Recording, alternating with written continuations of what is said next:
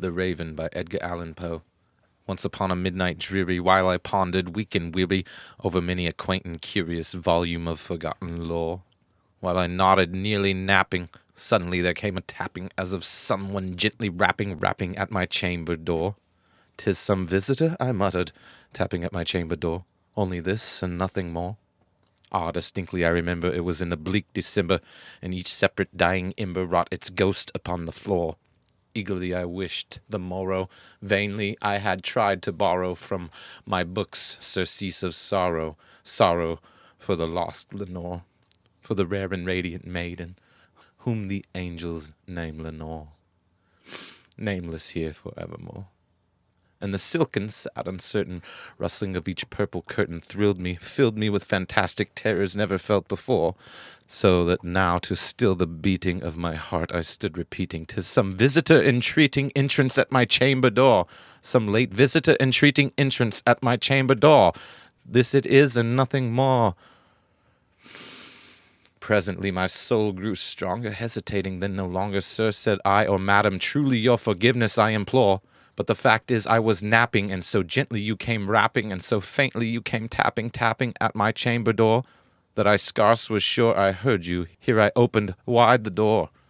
Darkness there, and nothing more." Deep into that darkness peering long, I stood there wondering, fearing, doubting, dreaming dreams no mortals ever dared to dream before.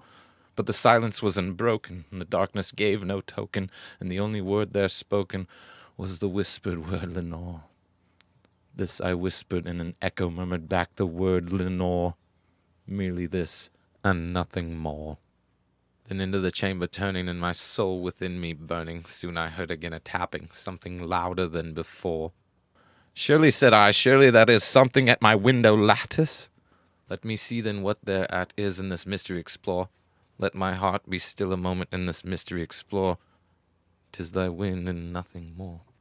Open here I flung the shutter, when, with many a flirt and flutter, in there stepped a stately raven of the saintly days of yore.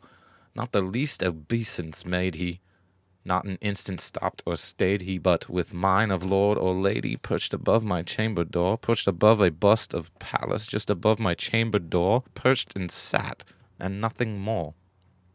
Then this ebony bird, beguiling my sad fancy into smiling by the grave and stern decorum of the countenance it wore. "Though thy crest be shorn and shaven, thou," I said, "art sure no craven, ghastly grim and ancient raven, wandering from the nightly shore. Tell me what thy lordly name is on the night's Plutonian shore." Quoth the raven, "Nevermore."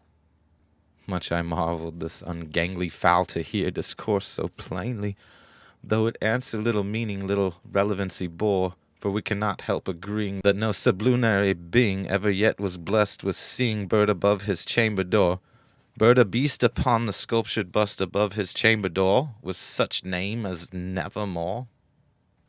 But the raven, sitting lonely on that placid bust, spoke only that one word, as if his soul in that one word he did outpour.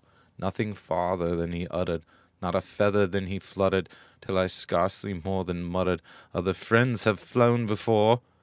On the morrow he will leave, as my hopes have flown before." Quoth the raven, "Nevermore." Wondering at the stillness broken by reply so aptly spoken, "Doubtless," said I, "what it utters, is it only stock and store, caught from some unhappy master, whom unmerciful disaster followed fast and followed faster, so when hope he would adjure, stern despair returned, instead of the sweet hope he dared adjure, that sad answer, Nevermore." But the raven, still beguiling all my sad soul into smiling straight, I wheeled a cushioned seat in front of bird and bust and door. Then upon the velvet sinking, I betook myself to linking fancy unto fancy, thinking what this ominous bird of yore, what this grim, ungainly, ghastly, gaunt, and ominous bird of yore meant in croaking Nevermore. This I sat engaged in guessing, but no syllable expressing to the fowl, whose fiery eyes now burned into my bosom's core. This and more I sat divining, with my head at ease reclining on the cushion's velvet lining that the lamplight gloated o'er, but whose velvet violet lining with the lamplight gloating o'er she shall press nevermore. Then methought the air grew denser, perfume from an unseen censer, swung by angels whose faint footfalls tinkled on the tufted floor. Wretch, I cried, thy God hath lent thee, by these angels he hath sent thee, respite, and nepenthe from thy memories of Lenore. Let me quaff this kind nepenthe, and forget this lost Lenore. Quoth the raven, nevermore. Prophet, said I, thing of evil, prophet still, if bird or devil, whether tempest sent, or whether tempest tossed thee here ashore, desolate yet all undaunted, on this desert land enchanted, on this home by horror haunted, tell me truly, I implore, is there balm in Gilead? Tell me, I implore. Quoth the raven, nevermore. Prophet, said I, thing of evil, prophet still, if bird or devil, by that heaven that bends above us, by that God we both adore, tell this soul with sorrow laden, if within that distant Aden it shall clasp a sainted maiden whom the angels named Lenore. Clasp a rare and radiant maiden whom the angels name Lenore. Quoth the raven, nevermore. Leave no plume as a token of that lie thy soul hath spoken. Leave my loneliness unbroken. Quit the bust above my door. Take thy beak from out my heart, and take thy form from off my door.